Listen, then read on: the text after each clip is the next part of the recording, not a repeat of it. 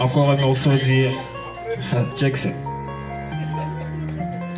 Sous la bite, Gana yo, Totika pote malikundu, Tolingande évolution, Kolobina biso zala bien, Gana yo, Totika pote malikundu, Tolingande évolution, Kolobina biso tozo golombe tokeseni, Andula bango ozo betate, Etika likaka ya téléphone, on va kisser la ngoma tolo bele, quand il déjà leader, Patrofe na bango ya ki leader, Ezawa pibola ki sabiso, Toboi matolo, Toboi bakutik tolingi kaka révolution, Talanga bien, Yokanga bien, qui me dira que Wanduna ye, et Zobeta Neta, pourquoi?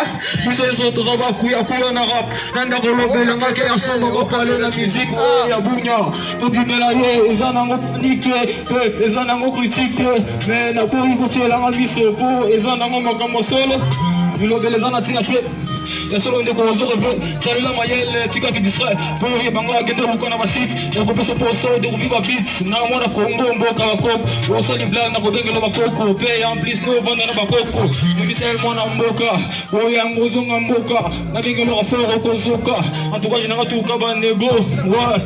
Ngana yo, Totika mote malikundu, Tolingande évolution, Kolobina biso zala bien, Ngana yo, Totika mote malikundu, Tolingande évolution, Kolobina biso toya na mokili, tuevite sikato utili, tumikuti na kati ya mokili, pona kuogisa oye koma mbaki, tosenga pena nzamba pambola, un jour banzima bazonga bafan, baolo batrobo sala rien ka ba clash, na ba musique, na ba onetika chant, bo beta tolo kaka na ba coin, musale zate tika lika kolika, na ba balabala pe makolo pembe, o biso tozala na kondima, ouais, kati tozala na kondima.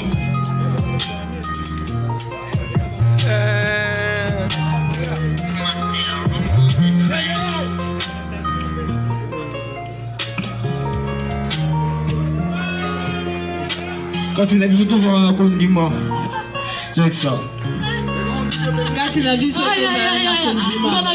Ngana yo, on a dit tout ça comme tu me dis, on va souffrir. Nili boy. Merci beaucoup, merci.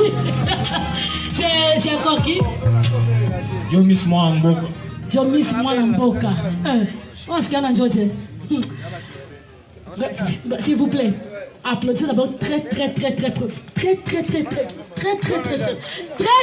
fort, s'il vous plaît. Est-ce que boy, Petit, Vodacom, best of the best, na Kinshasa, les aussi là. Merci. Merci beaucoup, Manuela Salama. Est-ce que tu as dit? En fait, je voulais juste lui poser une question. C'est quoi le titre de votre chanson, Moi